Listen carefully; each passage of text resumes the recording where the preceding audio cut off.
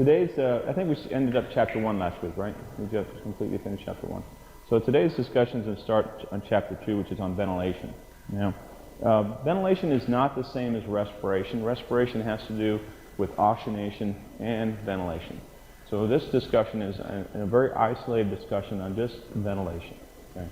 And I think terminology is pretty important when you start managing people. It makes a big difference in how you actually approach a problem. So when you look at ventilation, what we're basically talking about is how we're trying to move air in and out of the lung.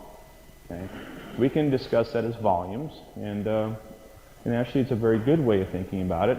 Volumes, basically, you have to get two portions of air into your system. You have one portion is going into dead space, and the other portion has to be appropriately given to alveolar ventilation. By far the most important of the two is alveolar ventilation.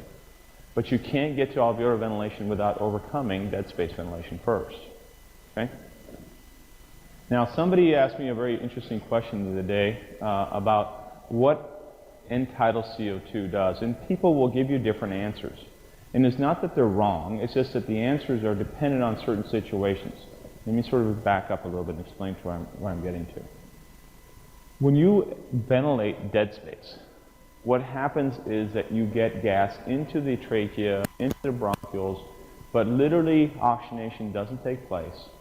And CO2 is actually very low in the dead space area because it's not coming out of the alveoli. It has to go from, it has to come out of the alveoli to get into the dead space. So if you were just ventilating dead space alone, that's all you're really ventilating effectively, your end-tidal CO2 would be very, very low. Okay? So, but what happens to the bloodstream? What happens in the bloodstream when you're just ventilating dead space? The PCO2, which is the arterial CO2 levels, begin to rise. Okay? They begin to rise dramatically, to the point that the person develops a significant respiratory alkalosis. But your end-tidal CO2 will be low. So when you draw blood gas and you look at the value, the CO2 will be like 58 or 60, but your end-tidal CO2 will be saying like maybe 15 or 20, or something like 26 or 32. There's a huge discrepancy between the actual value and your end-tidal CO2. The optimum you're ever going to get between end-tidal CO2 and what's actually in the blood is 4 to 5 millimeter difference. So in other words, if I have an end-tidal CO2 of 36, that person's true CO2 and arterial is 40. Okay, it's 40 or 41. 4 to 5 difference. Okay? As dead space begins to increase in ratio to alveolar ventilation, end-tidal CO2 will fall and blood gas CO2 will rise. That's really, really important for you to understand. Okay? Because if you throw a massive PE into somebody, which can happen in an operating room more than you can think, what will happen is you'll have a very rapid drop in end-tidal CO2, but the blood gas CO2 will rise very rapidly because you're not moving blood to the alveoli. So the alveoli that you have are becoming what? They're all dead space. Dead space ratio is going through the roof. All right?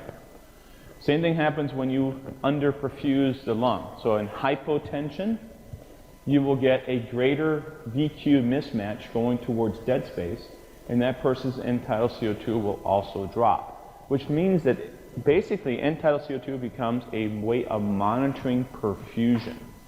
So it's poor man's A-line. It really is. It's a very good monitor of what blood pressure is going on. If your blood's, I had a good example the other day, and I had students, and I even the surgeon had very worried. We were looking at the end-tidal CO2, it was 36 the whole time, and the next blood pressure that came out was 28 over 15. The surgeon looked up just at the right time, like they always do, and he starts looking at me, what the hell are you doing up there? You know, and the CO2 has basically remained at 36. And my answer to him was, he says, sir, everything's fine. He says, you need to lean away from the blood pressure cuff. You're leaning up against it. What he had done was he basically had pushed on the actual blood pressure cuff so hard that it occluded the tubing. Okay? So he backed off, recycled the blood pressure, and it came back to the same blood pressure before. That's called a spurious blood pressure. That means that blood pressure is not real. It's an artifact. And it happens all the time in the operating room. But the way you know it's real or not is by looking at the end-tidal CO2.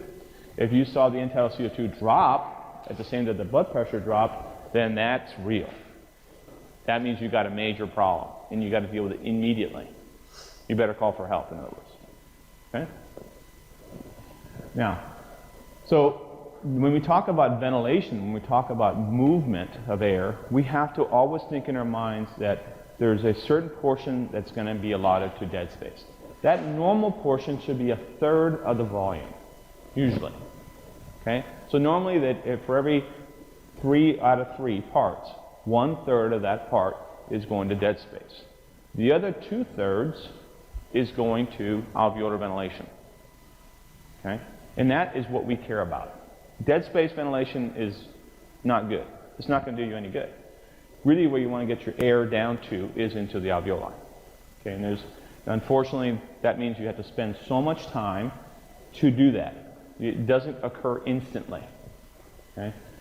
Now, the other way you can look at this is, besides looking at volumes, we can look at it as flows, which is we call how much gas is moving per liters per minute. And that's what we call minute ventilation. So minute ventilation is respiratory rate times tidal volume. That's the number of milliliters per minute that you're moving through. Now, in human beings, there's very tight correlation with minute ventilation with perfusion. So in other words, cardiac output very, very, very closely mimics your minute ventilation. They're almost equal. It's pretty cool if you think about it. That means for every 1 liter of air that I got to come in, I'm going to put 1 liter of blood right next to it. Okay? So if you look at somebody at rest, their cardiac output is around 3 liters per minute. That means you're sleeping. That's what we consider anesthesia level sleep. If you were awake, like right now, your average cardiac output is around 4.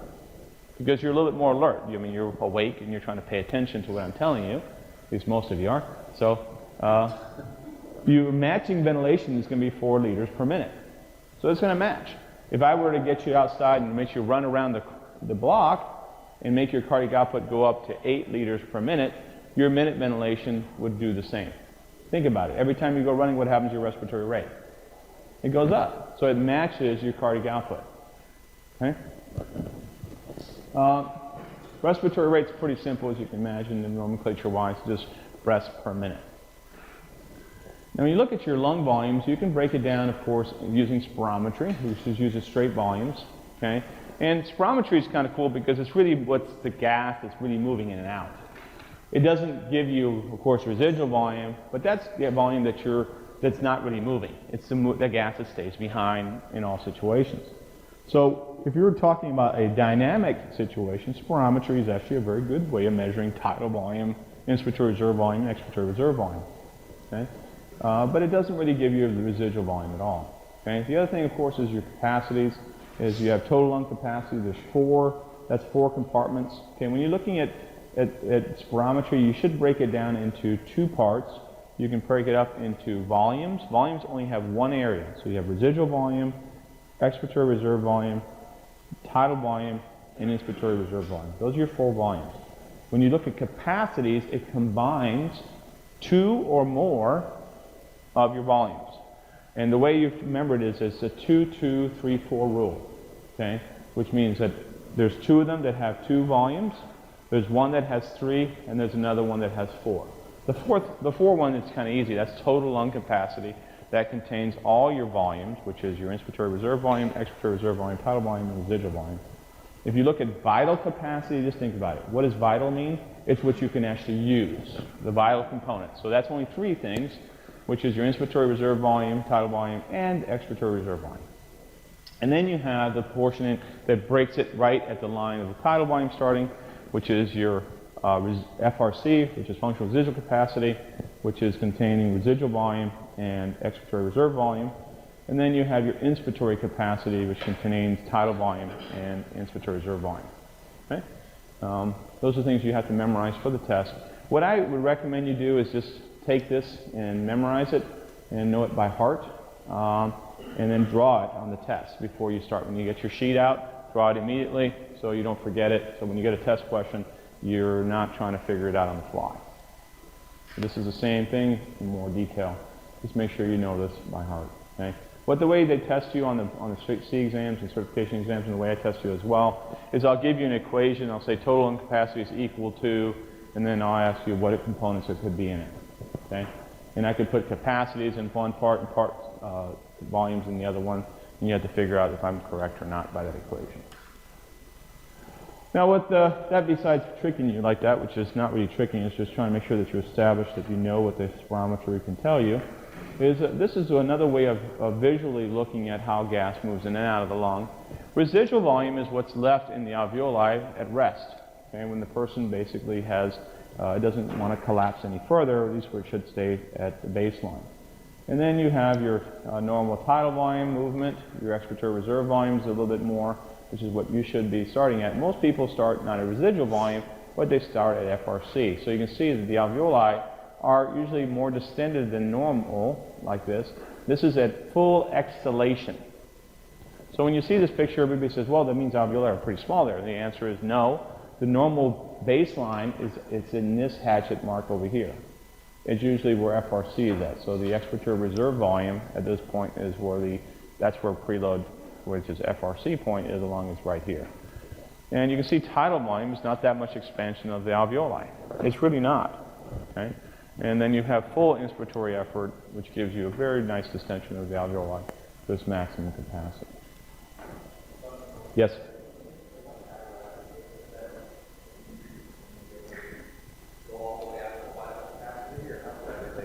Atelectasis is a bigger problem than residual volume in the sense that it does this. That's atelectasis, complete collapse of the alveoli. So now you have no gas exchange.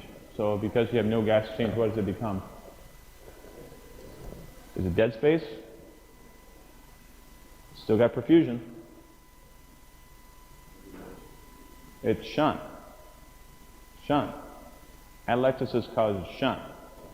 Okay? Shunt's bad because it's harder to treat with oxygen. Shunt is one of the ones that there's 4 causes for hypoxemia. Shunt is the most difficult to manage with increasing FiO2s. It will work to a certain degree, but it does not work well. Okay? We'll go into that in more detail next semester as well. But for now, just know that if your lung is collapsing to atelectatic points, you're basically increasing the shunt distribution of the lung. It's basically like taking, if your main stem individual, right? If you put a tube in the right main stem, and now you're not ventilating the left lung, that lung then begins to collapse. And now that lung is all shunt. So in this case, it would be about 40% shunt. So you would see a pretty rapid desaturation if you were not at FiO2s of 100%. Now, why do we measure lung volumes and capacities? It's very easy and reproducible. It allows you to understand reserve volumes within the lung. And it basically gives you an idea of how diseases will affect the lung to a certain degree.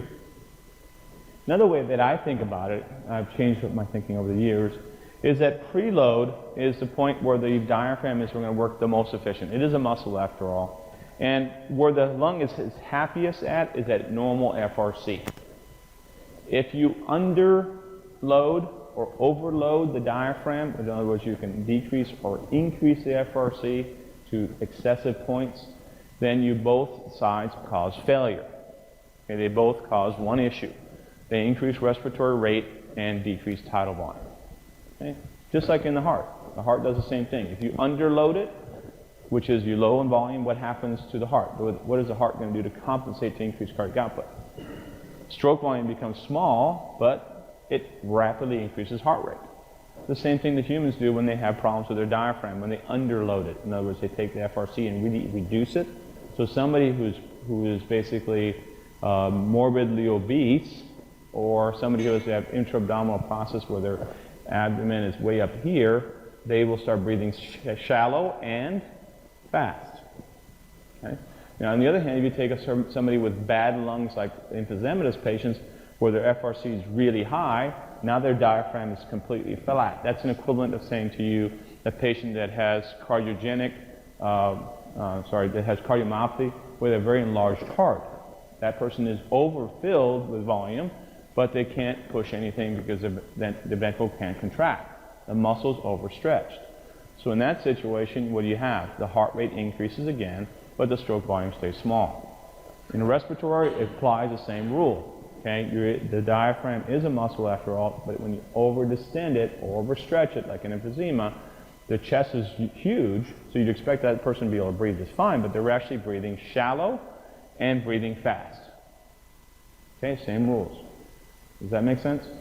That's why I sort of think it makes you think it's a little bit out of the norm of most people teaching you that, but I've gotten so frustrated with trying to teach people what FRC really means this way people tend to grasp it rapidly, which is what I want you to get. Then you can get into more of the nomenclature and always go back, well, FRC is where the point of the lung, where it's trying to collapse inwards and the chest wall is trying to come out, completely move outwards at the same time. And that's where the diaphragm is its happiest place. Afterload, in a sense, basically can be dictated by the ratio of FEV1 to FVC ratio. The more obstructive disease processes you have, then the more rapid the FEV1 drops in comparison to FVC. So that would be equivalent to increasing afterload. That's one way of looking at it as well. Okay? And then contractility is actually very difficult to measure, diaphragmatic contractility. It's almost impossible. So basically what you cannot obtain with spirometry is residual volume. Residual volume is something you need to use with either body plethysmogram or helium dilution test.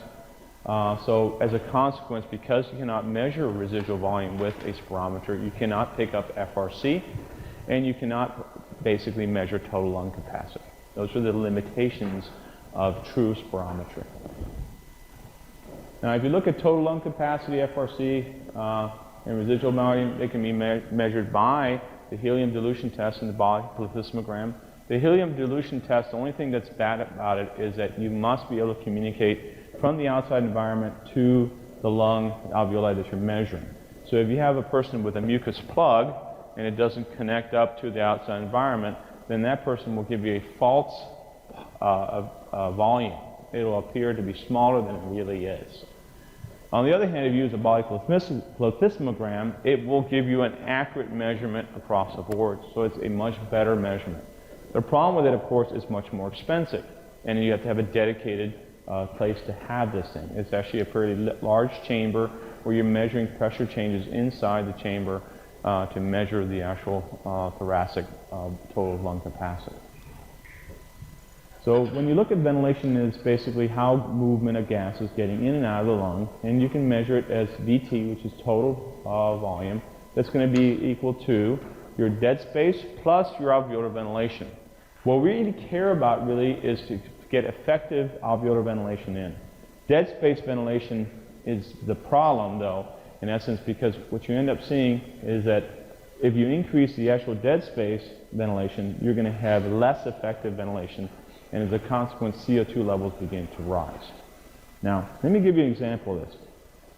And I'll tell you how things were, how I was trained, and how the person that was training us did not tell us something, and it leads to a huge problem when you get to clinical. What they usually do in medical school or any kind of physiology department, they will tell you that to blow off ventilation, to blow off CO2, it always has to do with what's called minute ventilation, MV. Okay? Now, here's the problem with that statement. To a certain point, that is true. As I normally increase minute ventilation, okay, I will be able to remove more and more CO2. And I'll show you there's an actual equation that will teach you that. Okay? For if I want a CO2 to be at a certain number, based on a certain mathematical equation, I should be able to dial the ventilator to that point and achieve that degree of CO2 removal. Okay? Here's what they don't tell you. Okay? That it totally depends on effective alveolar ventilation. Totally.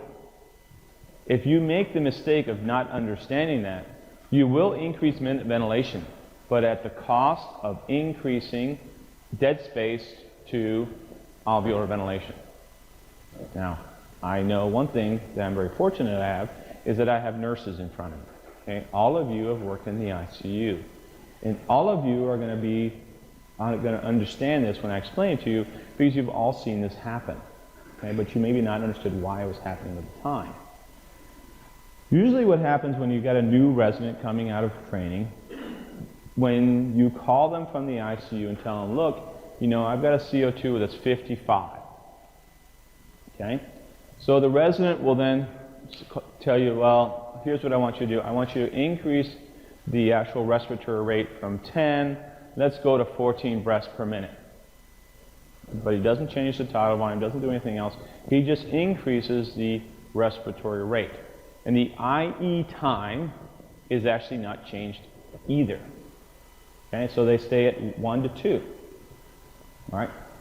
Next thing that happens is you draw blood gas half an hour later, and the CO2 now has gone from 52, let's say, we started at, now it's at 56.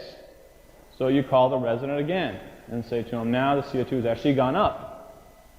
And the answer will be, okay, we're now at 16 breath or 14 breaths a minute, let's bump it up to 20 breaths per minute, and they don't understand anything about I time, so they leave it alone. So the respiratory therapist just changes the rate, goes to 20. An hour later, now the CO2 is at 65. It's getting worse. How many people have seen that? Good majority of you. Good. Now, the answer is why? That's a hard answer. That's right. What's happening to that individual is they did not change that IE time. So as you increase respiratory rate, the amount of inspiratory time that you have becomes less and less and less. And what you end up doing because of that, you end up spending more time just moving gas through dead space. So even though the respiratory rate went up, what you've done is your dead space to effective alveolar ventilation ratio has reversed on you. Now, let me give you another piece of the puzzle real quick. To effectively get gas into an alveoli, it requires on a ventilator anywhere between 1.2 to 1.5 seconds.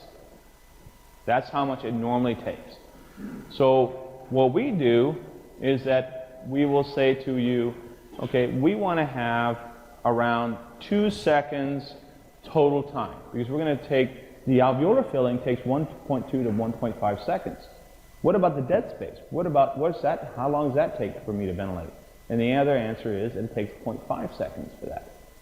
So the normal inspiratory time should be around 2 seconds.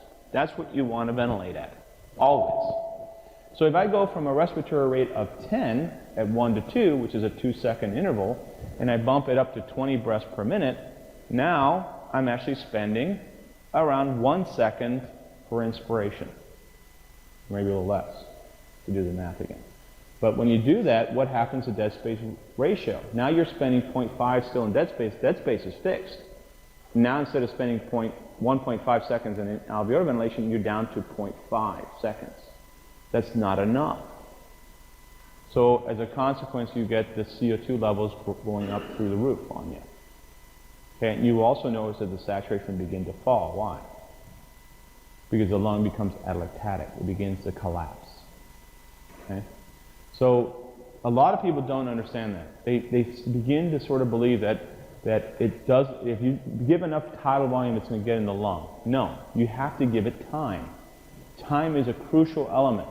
That's why you should never really go above 14 breaths a minute in the OR most of the time.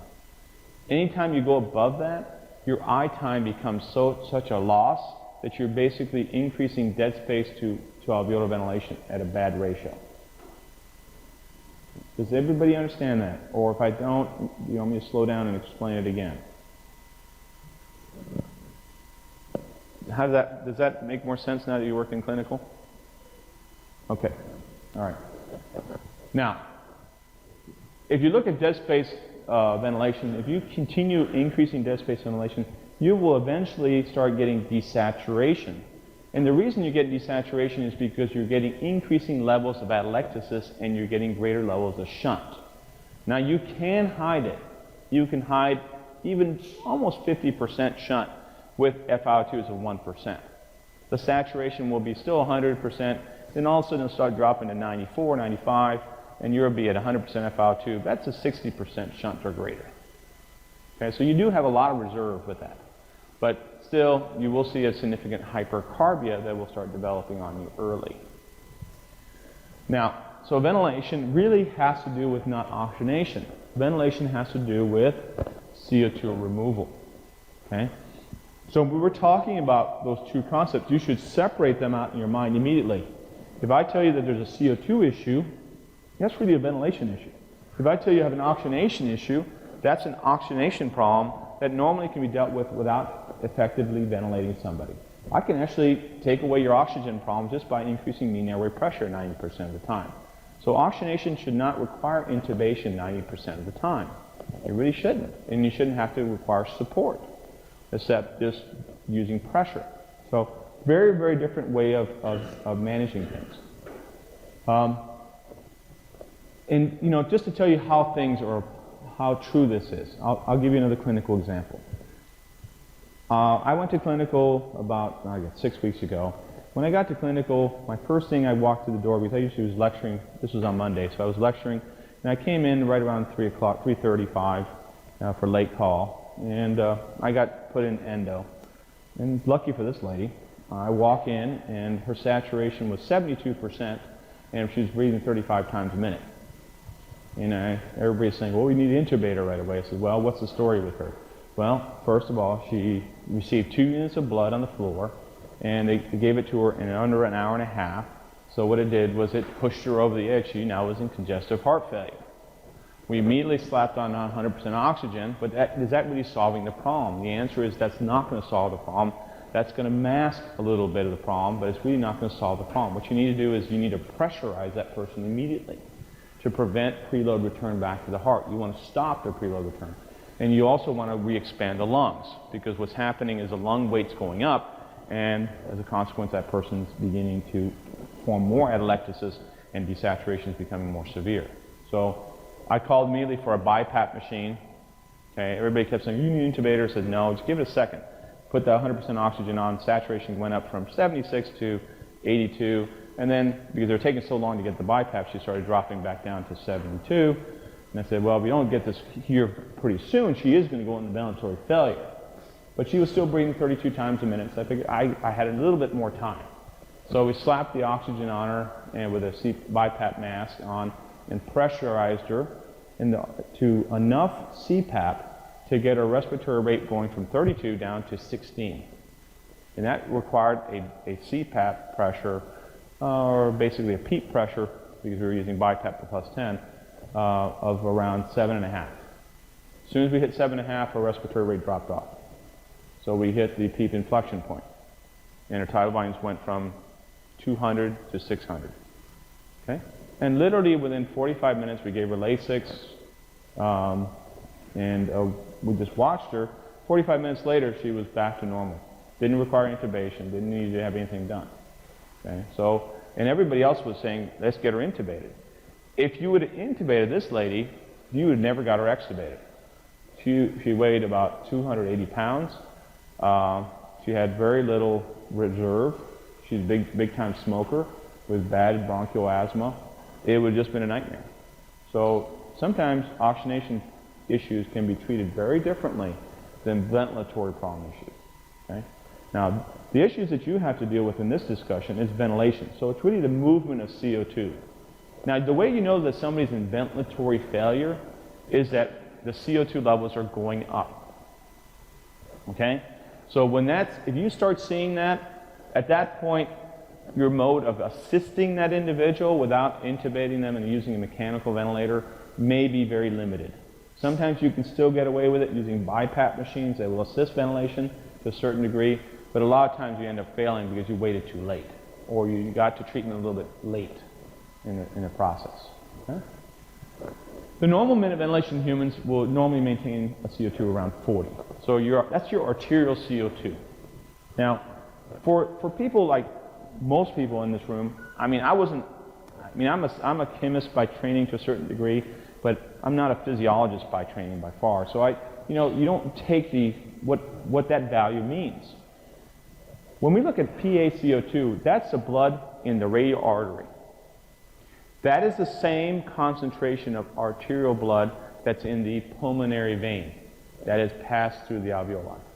Essentially, between the pulmonary vein, all the way through the left atrium, left ventricle, all the way through the aorta, all the way to your radial artery, there's no uptake of oxygen. There's none, because these are conducting vessels, and then you're getting out to the resistance vessels. But there's no place now to really uptake oxygen. And also, there's nowhere for CO2 to come out of the cells. So the actual CO2 in your arterial element is basically indicating to you the pulmonary venous blood concentration. That's what you sort of have to imagine. That's what the gas is coming by the alveoli and it's actually removed CO2. Now, once it goes through your hand and then starts coming back through a vein, the cells give up the CO2 that is produced. What is the CO2 produced by the cells? Around 5 more. So your venous return CO2 is around 45. Okay? So that's your gradient. You only have a 5 millimeter gradient to get through into the alveoli. And it happens very fast because CO2 diffuses 20 times faster than oxygen. Okay? So the only time you ever see CO2 climb is not with diffusion problems. Diffusion issues are not an issue most of the time with CO2. It will still be overcome normally if you can effectively ventilate. Okay? But when you start seeing CO2 rising, it means that you're not getting gas into the alveoli to effectively ventilate. Okay? Now, what will happen is the brain is not really running off CO2, it's indirectly running off it. It's really running off pH as its main driver. But when CO2 begins to climb, what happens to pH? It falls. And the brainstem will then immediately activate the medullary respiratory drive center to increase respiratory rate to overcome it. So the human beings are very, very, very good at maintaining CO2 around 40. Okay? Now, this minute ventilation is dependent on several things. It's dependent on cellular production, which is the basal metabolic rate of the organism. So if I increase your cellular metabolic rate, CO2 levels will begin to rise. Again, why is that useful to know? Is because I can also suppress it. If I muscle relax you, what happens to your cellular production of CO2? It goes down, and your end tidal CO2 should fall subsequently. And it does all the time. Okay? And what you need to do is you need not to change your ventilator. You need to leave it alone. Okay? They're not hyperventilating individual. That person is just not producing CO2. So if you were at 32 before and all of a sudden it goes down to 30 because you just gave a muscle relaxant, don't do anything. Just sit there and wait. Give it 45 minutes. When the muscle relaxant wears off, guess what happens to CO2? It comes back to 32, which would indicate to you when the muscle relaxant's worn off. So it's another way it's an indirect monitor also of muscle relaxation. Another useful little thing to know. The normal blood pH, most for organisms, is 7.40, for humans at least. And it usually matching the minute ventilation to the organism's cardiac output, which we talked about before. If you hypoventilate, hypoxemia will develop, but it can be very easily masked by increasing the FiO2 levels that you give that individual. If you see hypoventilation, hypercarbia can really only be treated by increasing minute ventilation appropriately. So that's a real issue. And if you are not aware of that, because you can mask the hypoxemia, you can have a respiratory arrest on your hands before you know it. And I've seen a lot of situations where the patient's got in the recovery room, the patient was okay initially, but then the person seemed to be complaining of pain, so people gave a lot more morphine than they should have. And then they noticed that the saturation is 100%, so they're happy, so they walk away. What they didn't notice was they were not watching the respiratory rate. So now the respiratory rate's gone from 14, and now it's down to 2. Okay? That individual has a very lack of minute ventilation. A respiratory rate of 2, even with a tidal volume of say 600, you're only moving 0.6 liters per minute. That's hardly enough, or 1.2 liters per minute is hardly enough. So what will happen over time is the CO2 will begin to climb, and within 30 minutes, a person will have a respiratory arrest. Their CO2 will be in the 80s, will be unresponsive, even though their saturation will remain adequate because they're on nasal cannula going in, which is hiding the hyperventilation. Okay? Does that make sense? Now, alveolar ventilation is where the gas exchange takes place, and this is where oxygenation is CO2. And one of the things that the alveoli do is they fill sequentially. In other words, they do not fill at the same rate. And that's pretty cool when you work in the open heart area, which again, I did that on Friday. When we were coming off bypass, the student said to me, he says, well, I really inflated the lungs properly. And I looked over the top and says, no, you haven't. And he goes, well, how do you know that? I says, well, let's take a look. We'll look over the top of the lung, and we could actually see the lung surface. Okay? And you could see on the lung surface that it was collapsed. It was crunchy. And I can't really describe it any other way. It looks like a little crunch, like it's completely compressed. And I said, hold the bag at 40 centimeters of water and watch. Tell the surgeon we're doing it, because you never want to start doing that and start getting in the way of the surgeon. So we're doing that. The surgeon's very happy. He says, I want the lung expanded properly. Good. So as you see it, you guys see that the actually crunchy part all of a sudden expands. But the way it expands is cool. And it doesn't expand like that. It expands like in parts. Okay? So it's sequentially. You can see one alveoli pop open after another. And you can actually see the surface of the lung just fill up in this kind of sequential process. I wish I had a picture of a video of it to show it to you, but it's only your eyes. The videos don't seem to pick it up. I've tried twice with it. It just doesn't seem to have enough resolution. But your eyes can see the little alveoli sort of popping up. Maybe it's my imagination, I don't know, but at least the video doesn't keep showing it. I'm going, damn it. So maybe I just got to get a better video. I get my son in there. He's going to freak on me though, but he's 17 years old and he wants to become a director, so he's really into videography and stuff, so I don't know. Maybe he'll be better at it than I am. Okay. Anyway, so you get the alveolar fills up sequentially, and it then takes time for the alveoli to fill. The normal alveolar time is anywhere between 1.2 to 1.5 seconds. This is what I was talking to you about before. Okay, so it requires that you spend that kind of time to fully inflate the lung. Okay. The dead space ventilation takes 0.5 seconds, so your total inspiratory time is around 0.2 seconds. Now, how do you break this up? You know, and people argue this point back and forth. And my point, there's really no argument. It's just a matter of understanding what you're looking at. When you initiate a ventilator breath, okay, this is inspiration when it initiates. It generates a pressure wave, okay, and that pressure wave peaks at this point. This is what we would call the peak inspiratory pressure. So you're going to hear some people are trained to tell you that peak inspiratory pressure is really dangerous. And the answer to that is that might be correct if you're exceeding 50. Okay? But under that, most of the time, peak inspiratory pressures really don't matter that much. That's the old literature. The old literature used to tell you, high peak inspiratory pressures is indicating injury. And the answer is that's not the case. It has to do with volume. There's a difference between barotrauma and volutrauma. Now, once you get above 50 centimeters of water pressure, you can damage the trachea. That's why I tell you above 50, I'd be worried. Wouldn't want to get up that high. Most people say 40 is where they want their cutoff point, and I'm okay with that, but when you start doing laparoscopic procedures, sometimes you hit 40 all the time, and that's not a big deal, as long as you're not giving excessive tidal volume. But anyways, what you end up doing is, why is the peak inspiratory pressure so high at that point, and then it falls to this plateau? This plateau is the sequential filling of the alveoli. If you had one alveoli, it would never form a plateau. Okay? And here's what the problem is. The people that are trying to teach you this stuff are engineers. Engineers have never seen a lung ventilate. Period. They don't understand what they're looking at. I've had arguments with them, and they look at me like, I don't understand what you're saying.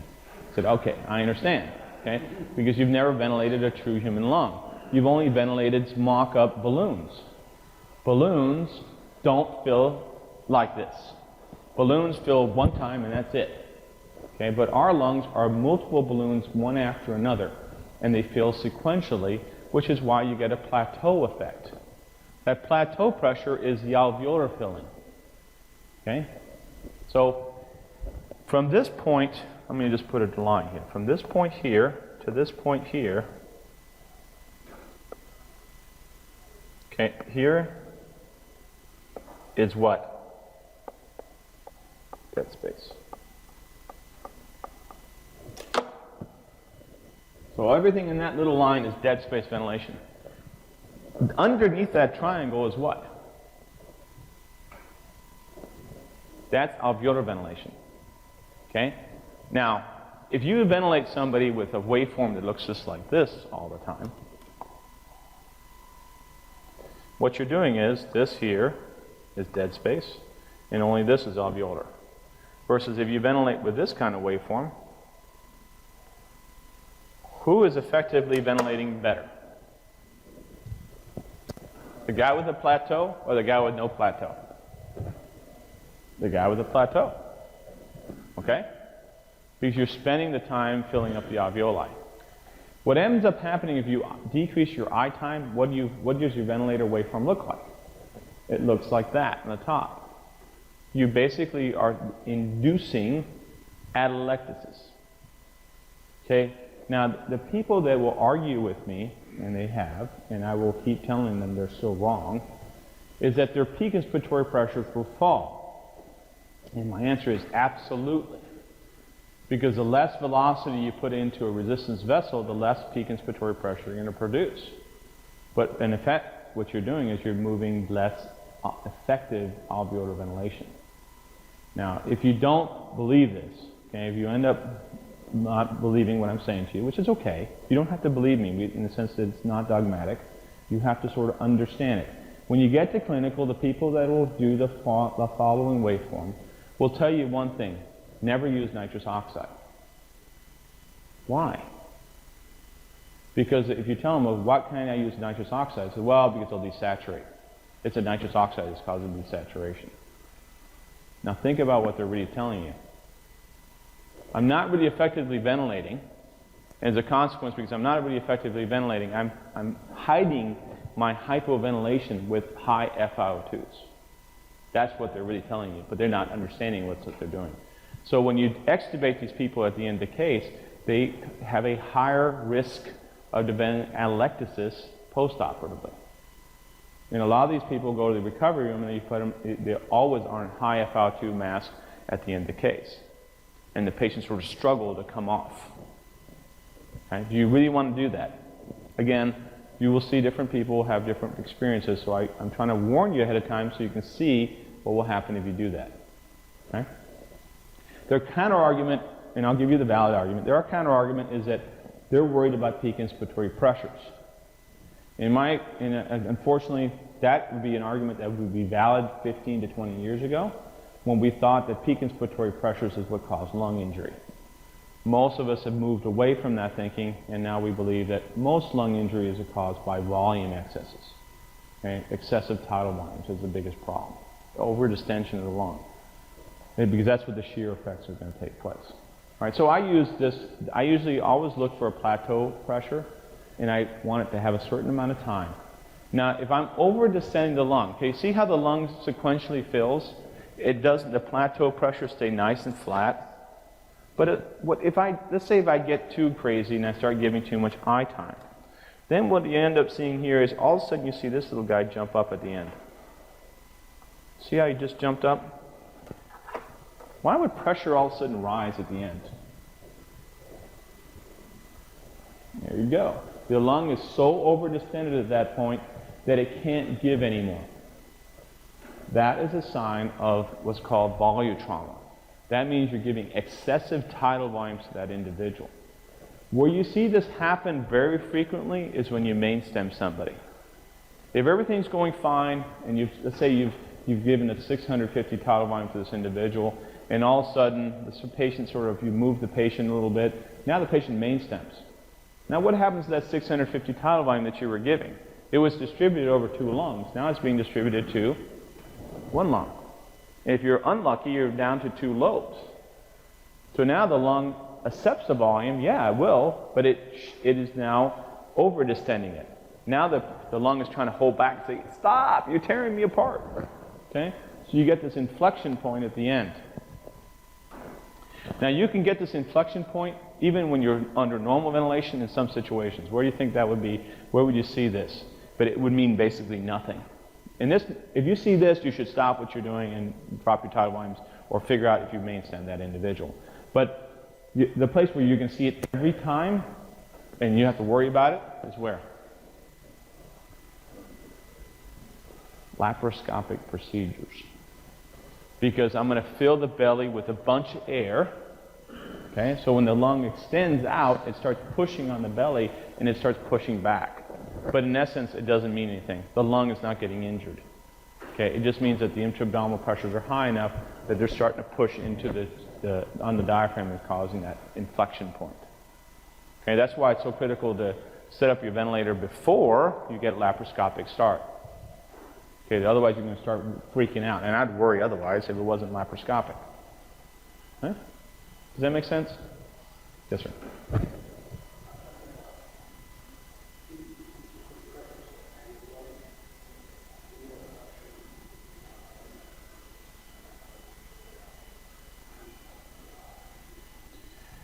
When you look at PEEP, the peak inspiratory pressure, the peak inspiratory pressure is mostly due to resistance of the vessels, and of the bronchioles in this case.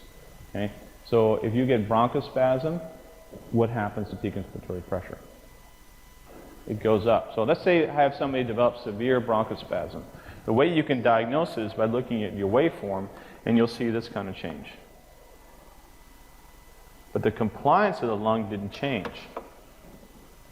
So even though your peak inspiratory pressures are higher, the plateau is still the same place. That means the lung itself is normal, the tissue itself. The blood, the bronchioles themselves are the ones that are constricting down, the bronchospasm. Now, if you had somebody who develops pulmonary edema, where the lung becomes heavier, what happens to the compliance portion of the curve? It goes up. So then your peak inspiratory pressure goes up, and your plateau goes up. So this is a person with pulmonary edema. Another cool way of diagnosing what your problem is. Okay, see what you're going to have to do when you get to clinical is a huge transitional step. You're going to have to try to interpret what you're seeing, and you're going to have to understand it. And that's really hard. It takes time. So part of the lecturing series, hopefully to help you, is to get you to that point. So when you see it, you may not remember everything I just told you, but says, Dr. Nolan said this was kind of bad.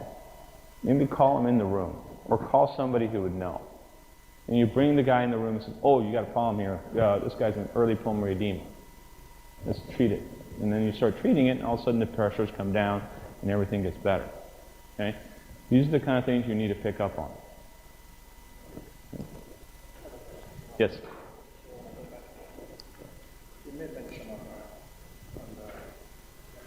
Yeah.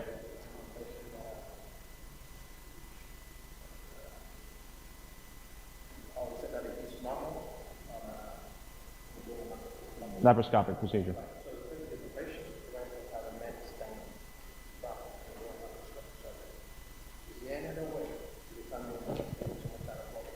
Well, unfortunately, it becomes very difficult. When you mainstem somebody under laparoscopic procedures, it's going to be much more difficult to pick up. It's still going to pick up because your peak inspiratory pressure is going to rise rapidly, but your overall waveform is going to rise up. And that might be the early indication. The way you're going to pick up that there's a problem is you start desaturating pretty rapidly. So when you look at admitted ventilation, you're basically looking at two concepts. You're looking at your basically dead space ventilation and your alveolar ventilation, okay? Which is your total tidal volume times your respiratory rate, okay? So this is the actual equation. And what the admitted ventilation is related to basically is CO2 removal. If you look at end tidal CO2, it basically measures effective alveolar ventilation, okay? Dead space does not produce CO2, so what we're looking at is the CO2 that's coming out of the alveoli. So when we're looking at end tidal CO2, you're basically seeing a mixture to alveolar ventilation. Okay? The normal value of end tidal CO2 is the alveolar space CO2 value, which is like 40 under normal circumstances, in dead space. Because of the dilutional effects that you're looking at, it usually reduces it by 4 to 5 millimeters of mercury. So it drops the CO2 from 40, drops it down to 36 on end tidal CO2.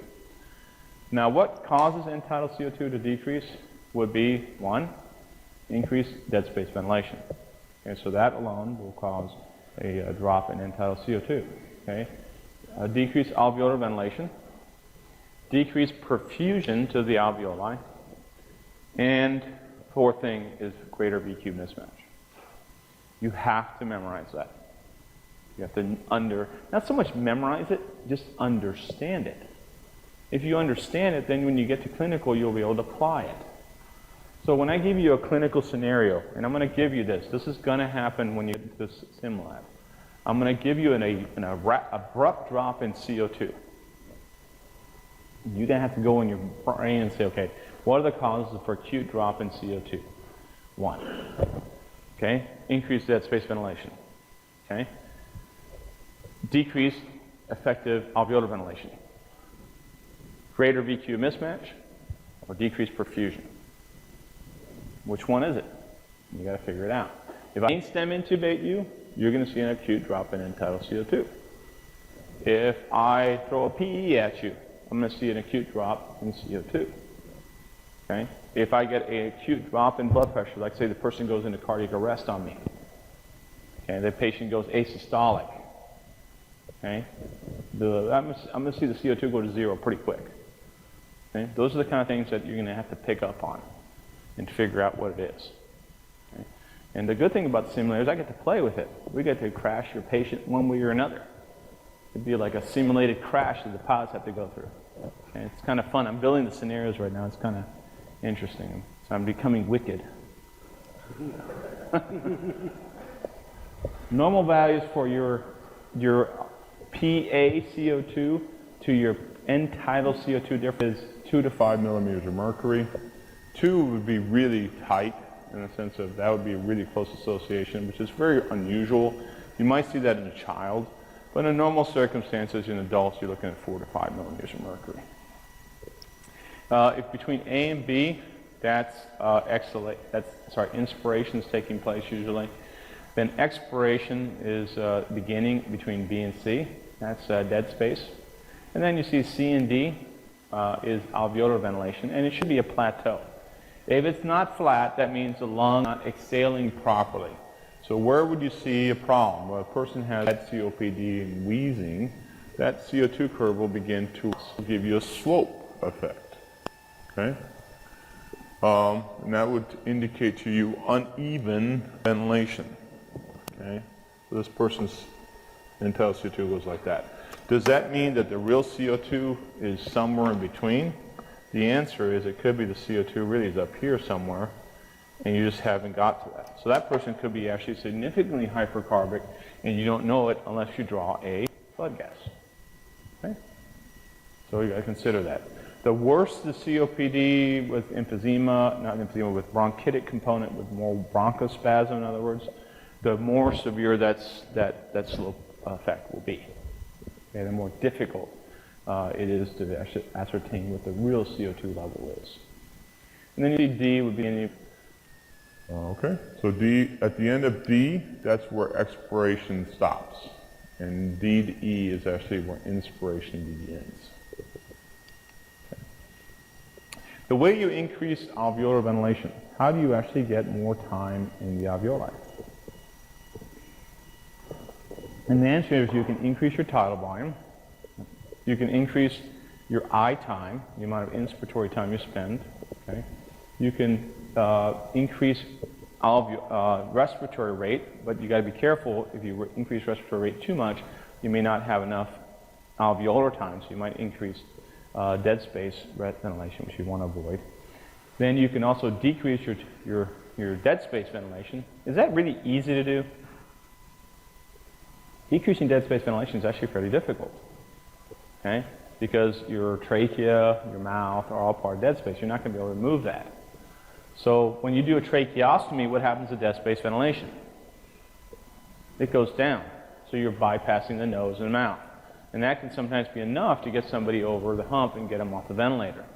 Okay? Now the other thing that happens is where does dead space ventilation begin? And I'm going to give you a picture of this and I expect you to be able to realize it. Is when you put a person on a circuit, okay, dead space ventilation is the endotracheal tube to where it connects with the Y piece. So the Y piece is where continuous flow is going through. So everything from here, this way, is dead space. Now, why is that important? Because once in a while you'll go to the ICU and you'll see that the person has an endotracheal tube, will then have suction that's added on for they can suction the person effectively. Then they'll add a humidifier on it. Then they'll add another humidifier for TB. So what's all this space now? That's all dead space ventilation. If you have somebody who's marginal, guess what? You can't get them off the vent. You got to take all that crap off to get them off the vent. Okay? So, again, people seem to have forgotten that. You know what's really amazing is that you think that knowledge moves forward, and it doesn't. For knowledge to progress, you must be taught, and you must be taught by giants. The people that taught me learned the hard way. Okay, people like Dr. Kane, like Dr. So that was one of my mentors. He passed away a few years ago. He was a really good man, and I miss him. But one of the things that you'll see is that those kind of people are not as much around, and they're not teaching this stuff. So, and the new people that are coming up arguing why they're getting in trouble. In dead space ventilation, it was pretty critical in the old days because the ventilators were not as good as they are now. You can sometimes overcome a little bit of dead space by increasing speed of some of the gases that are transferring through the tubing, but it doesn't really do a very good job of it. So increasing dead space is usually a bad thing, okay? Especially in kids. In kids, dead space ventilation, just a small increase can make a huge difference in effective ventilation of that individual. You have to be concerned about that. Okay? Now there is different regional differences in ventilation. Okay? We've talked about this a little bit in the past. The compliance curve at the top of the lung is the one that gets the least ventilation. So when you're looking at your actual compliance curve for the lung, it forms something like this. Okay? This is the, if you look at the lung beside it, this alveoli is actually the biggest. This one's in between, and this one's the smallest. Okay, but this lung is here. This one's here, and this one's down here. Which one is going to be the one that's going to be most effectively ventilated? And the answer is, even though the lung on the top is the biggest alveoli, it's on top of the compliance curve.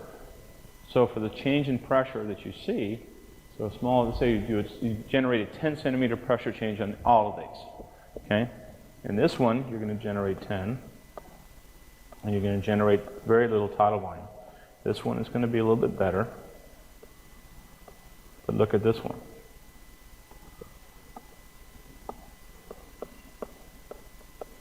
See, that's why the compliance curve is really important to understand. Okay? It shows you that even though the alveoli on the top of the lung are the biggest, they're the ones that get the least amount of air. They're on the upper portion of the compliance curve. If we flip you upside down, guess what happens? Your lung reverses. Okay, then the bottom of the lung, which in this case would be the top of the lung, would be effectively getting more ventilation. Okay, so it's gravity dependent. And this is your compliance curve. Your compliance has two components, pressure and volume. Pressure is in the bottom. So pressure is transmural pressure. Okay. You can see the green line is a component of two parts, which is lung compliance and chest wall compliance. So the normal FRC curve usually starts here for the lower portion of the lung. So you can see that this individual with a 10 centimeter pressure change, you get a very large tidal volume change or inspiratory capacity change. Again, the same picture I showed you before, base of the lung. What they're showing you here, I don't really like this drawing as much. I rather would have the lung like this. Okay, this is the apex of the lung, biggest alveoli, midstone, it's coming down. This one's coming down further, and this one's the smallest. Okay, that's what these are correlating to. Okay? Now, how do you actually take the anesthesia machine and decide? Because after all, all these lectures will be fine, but you have to look to put the technical part to it, which is how do you actually set up a ventilator? Because most of you have always had a respiratory therapist help you manage the ventilator.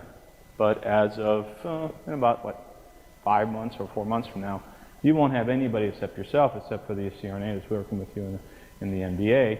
And within a few years after that, you'll be on your own. Okay? So what are you going to be setting up? and you got to learn how to use a ventilator. So ultimately, you have to look at respiratory rate, i.e. time, tidal volume, okay, your inspiratory flow valve, and inspiratory release valve. All these things you have to know. So let's look at each one individual thing at a time. So normal rate that we start most people at is usually a respiratory rate of 10. That's where you normally start everybody at, okay? Once you get above 14 respirations per minute, you start causing problems with IE times. You tend to cause the I time to be so compressed that you start losing effective alveolar ventilation. So I usually will not recommend anybody go above 14 respirations. In very few situations, even though, like we were doing hyperventilation the other day, we were maxed out at 14. We just increased the tidal volumes. So the way you increase minute ventilation at that point is you increase tidal volumes. So you got to get alveolar properly filled. The normal tidal volumes, the recommendation in the old days used to be 10 cc's per kilo. That's actually excessive. Most of us are down to 5 to 8 cc's per kilo. Okay, so I'm usually down at 5. That's where I live at most of the time. Okay, so I'm a low tidal volume kind of believer. That's my minute ventilation that I'm trying to achieve most of the time is around 6 liters per minute. But that's kind of odd, right? I mean, what's normal minute ventilation is for somebody under anesthesia when they're asleep? It's 3, right? So why am I going to double? And the answer is I want to have a CO2 around 32. Why? Because that's my entitled CO2, by the way. It's because I want the person to not breathe. And if their entitled CO2 is down to around 32, that means their true CO2 is around 36. And most people won't want to breathe at that point. They want to breathe around 40. Okay? So it's kind of a useful little thing. So how do I set that up? And the answer is I set it up at 10, and it would give them a tidal volume of usually 600. And that's going to give you my minute ventilation of 6 liters per minute. That's it. Simple. Okay?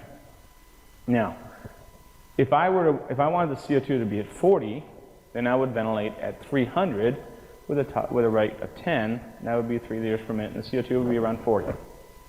Okay? Or in this case, the end-tidal CO2 would be around 36.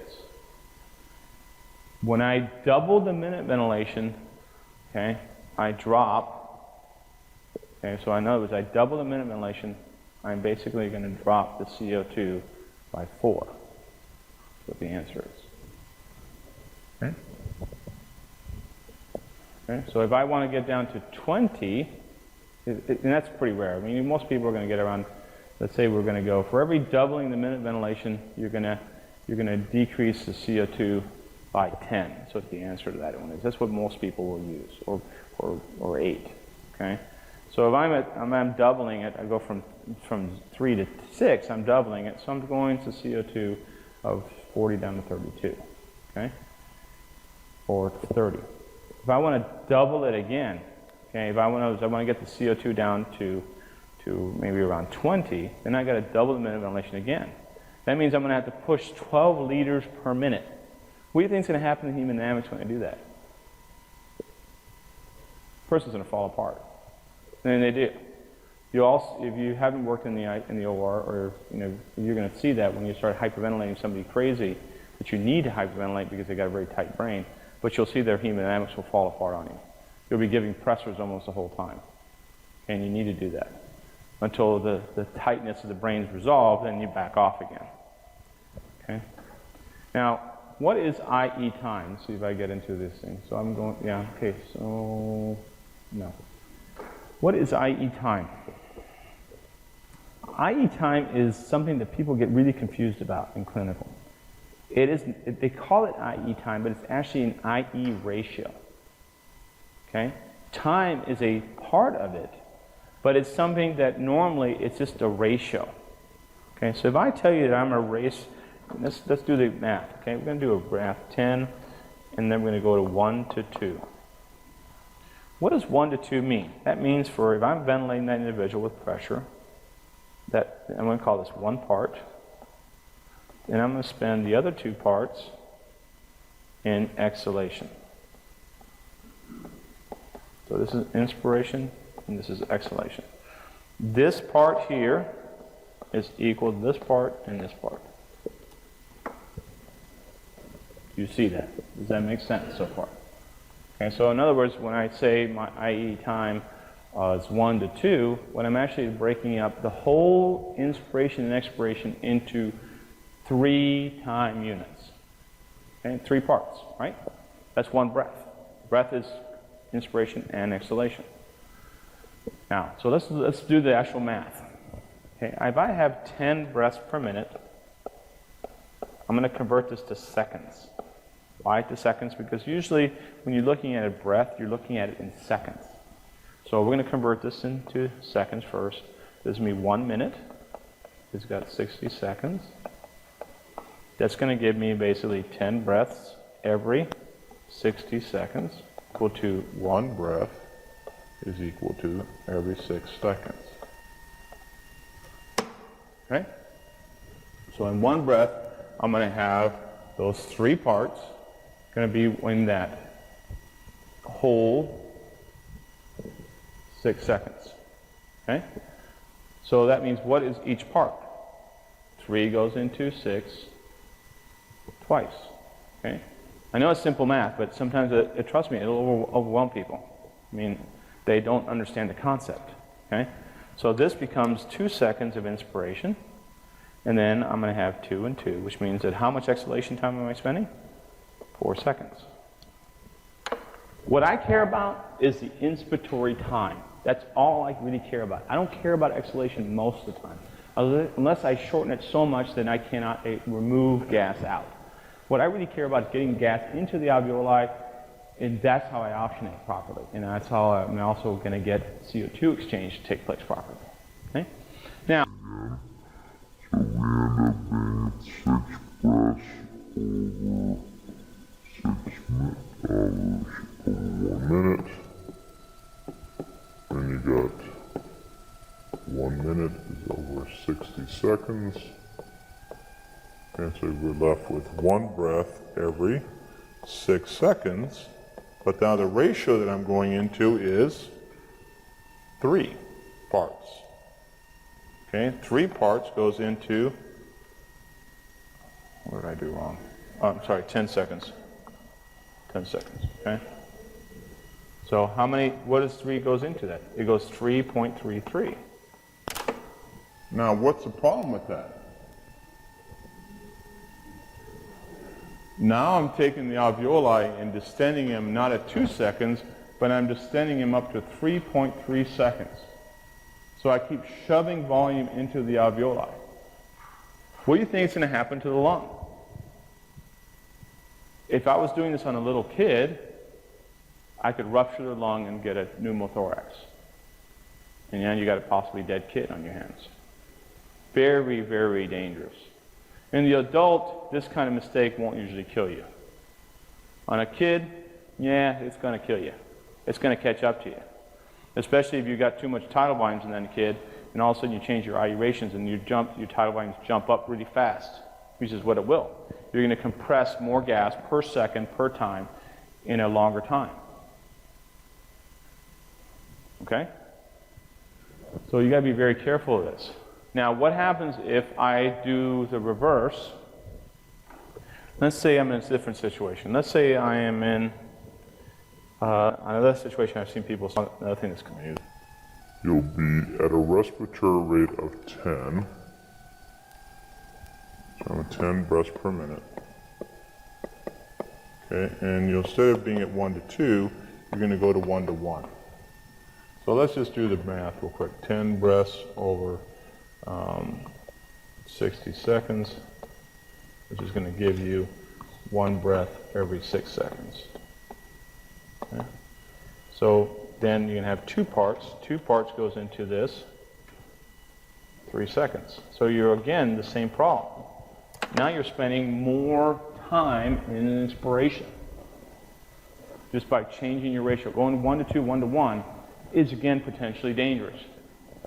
And the other thing that happens to you in this case is what happens to your exhalation time. You went from 6 seconds before, 4 seconds, now you're down to 3 seconds. So you're spending less time in exhalation. So that person is more likely to get auto-PEEP. Much more dangerous. Now you're in a situation where you're over-distending the lung and you're putting more pressure into the lung because you can't properly exhale. So you need to back off on that. Very, very few times do you need to be ever at 1 to 1. 1.1 to 1.5 should be the lowest you go unless you sit down with somebody and talk to them. That's my, when I do that, I have other people, hey, let's take a look at this to make sure that I'm not making a mistake. That's how dangerous 1 to 1 can be. You got to be really kind of careful with it. Okay? And a lot of people don't understand this. This has to do with inspiratory time.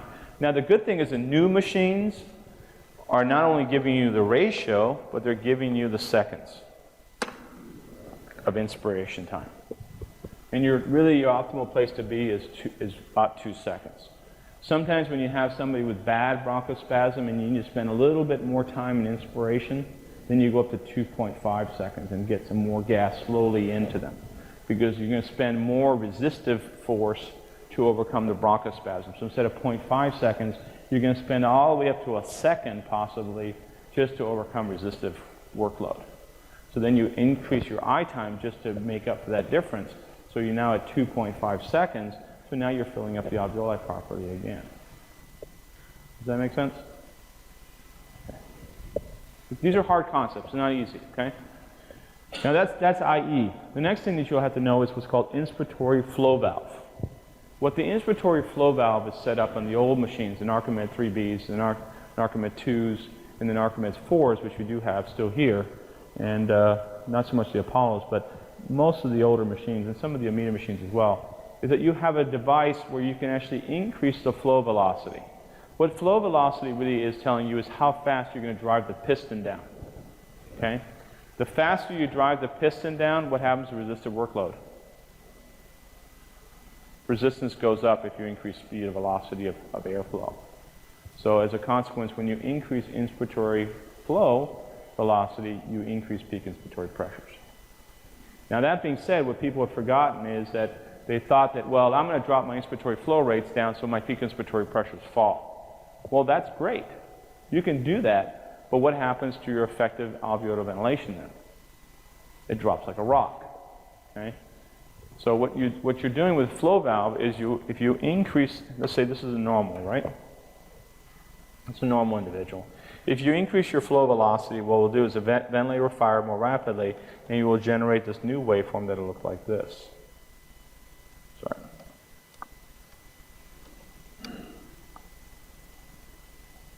Okay, so resistance goes up. Compliance of the lung didn't change, but resistance went up. But if I were to decrease my inspiratory flow valve and make the ventilator fire slower, then the waveform would be generated, looks like this. Yes, my peak inspiratory pressure is lower, but what happened to my effective alveolar ventilation? Decreased tremendously. Okay.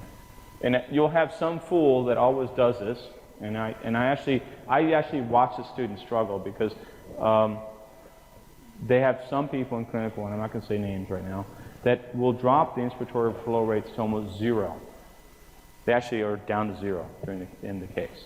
And they're saying, well, the person's going to start breathing. Yeah, well, they start breathing because you're not ventilating, which is fine. I mean, I'm okay for that because that's what you're trying to achieve anyways. But why do it that way, I don't understand. So what happens is the person leaves the inspiratory flow rate at zero. So you come as the next case because you're the next student, you intubate the patient, you intubate, everything's great. Turn the ventilator on, and you go back to what you're doing because you figured the ventilator's going to fire. I said at a respiratory rate of 10, i.e. to 1 to 2, but I didn't see the flow valve was actually at 0. So all you hear is, you hear nothing. You're going, what the hell is the ventilator firing? Okay? You look at the bellows are just stuck there, just doing this, doing nothing. What are you doing to ventilation? You're not doing anything. So you got to crank up the flow rates again. How many times has that happened to you before?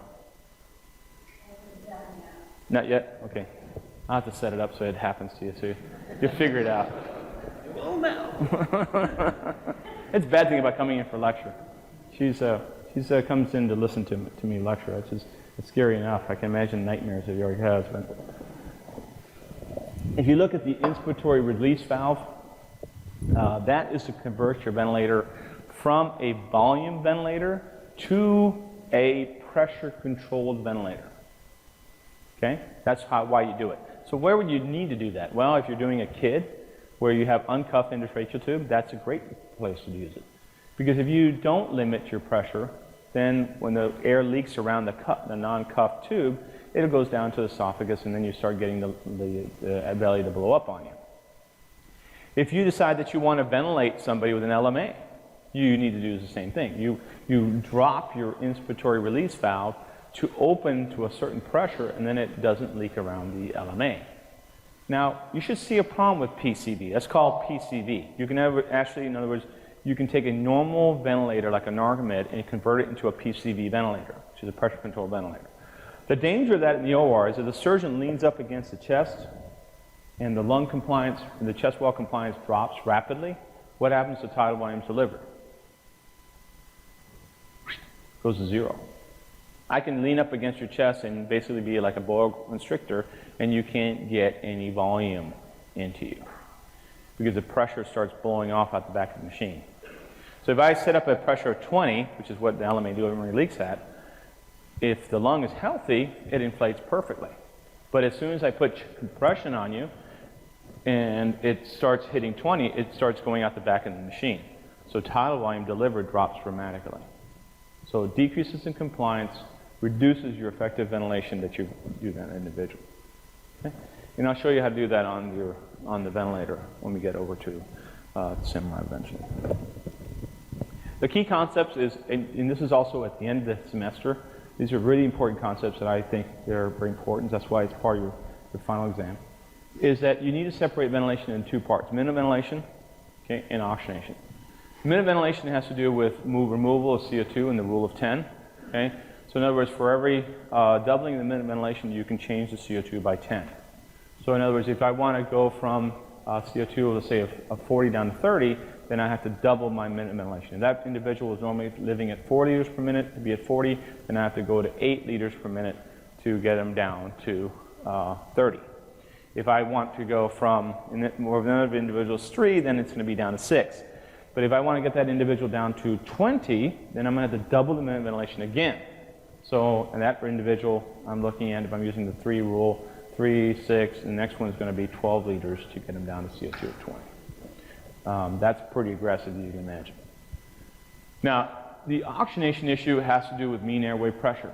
That's most important. Mean airway pressure is how much area under the guise of pressure that you're under. If you're looking at pressure over time like this, the mean airway pressure is the area underneath this curve. That's the mean airway pressure. If you increase PEEP, then your baseline begins to add, so your mean airway pressure increases. Okay?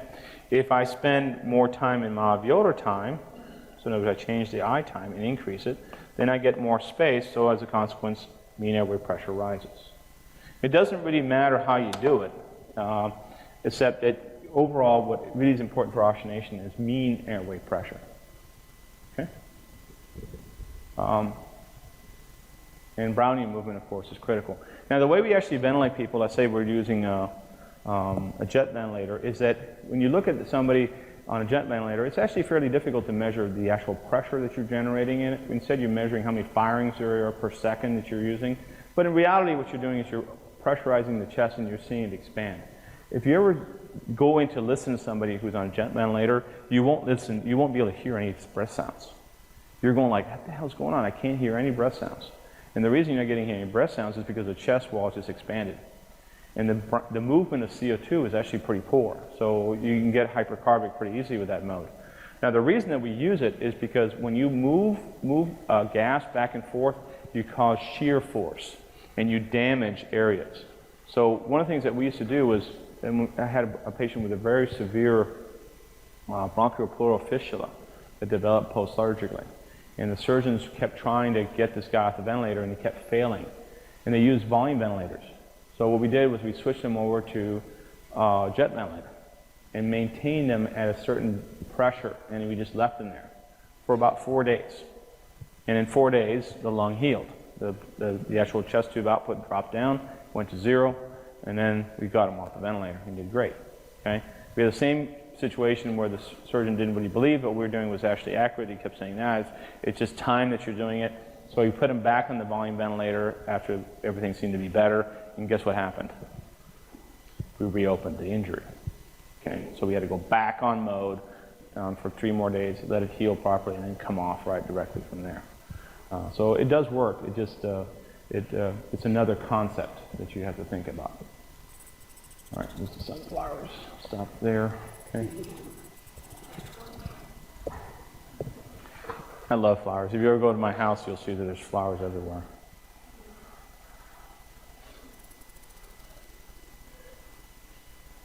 All right, the next one is diffusion. Diffusion is basically very important conceptually for anesthesia because that's how actually we move gas in and out. When we're talking about from physiology, we're talking about diffusion of 2 gases most of the time, which is oxygen and CO2. It's basically the transfer of gas from the alveolar volume into the blood. It is a passive event, so it consequently follows the laws of diffusion, which is surface area, molecular size, how much diffusion, how much area you have, plus how much thickness you have. Basically, all gases that enter your lung basically follow this mechanism. If you have a high concentration of one gas in one compartment, it's going to try to equilibrate with the other compartment, which is simple. That's it. Fick's law describes how gas travels through the membrane, so the rate of diffusion of gas through a tissue slice is proportional to the surface area. In other words, so it's directly proportional. The partial pressure difference in the solubility of the gas in the tissue. CO2 is actually 20 times more soluble than O2, so usually diffusion is not going to be a limitation on CO2. On the other hand, what's inversely proportional is the thickness of the membrane and the square root of the molecular weight. So what you end up with is this equation. You can memorize it if you want to. Instead, I get the concept straight in my mind. If molecular weight goes up, what should happen? It should decrease. That makes sense. If thickness goes up, it should not be able to get across. That's right. So just keep the concept in your mind instead of memorizing the equation. Again, this is a nice little drawing showing you what happens with diffusion. You have so many particles on one side and you have no particles on the opposite side. Eventually what's going to happen is this is going to equilibrate or try to equilibrate depending on the diffusion capacity of that molecule. Lung is basically not a static environment. It requires 2 concepts, very importantly. It requires adequate ventilation and also adequate diffusion. And different gases act differently because blood has 2 components. It has plasma and red blood cells with hemoglobin in it. Okay, so it has a special protein that acts as a carrier. Oxygen, when it diffuses across, will bind to a certain degree in plasma, but it's very, very low. Okay? Instead, most of the oxygen is carried in your hemoglobin. So hemoglobin acts as a massive sink that begins to pull the gas across much more rapidly than it would otherwise be possible. If you were to just put plasma next to an alveoli, the amount of diffusion capacity of the oxygen would become very, very limited quickly.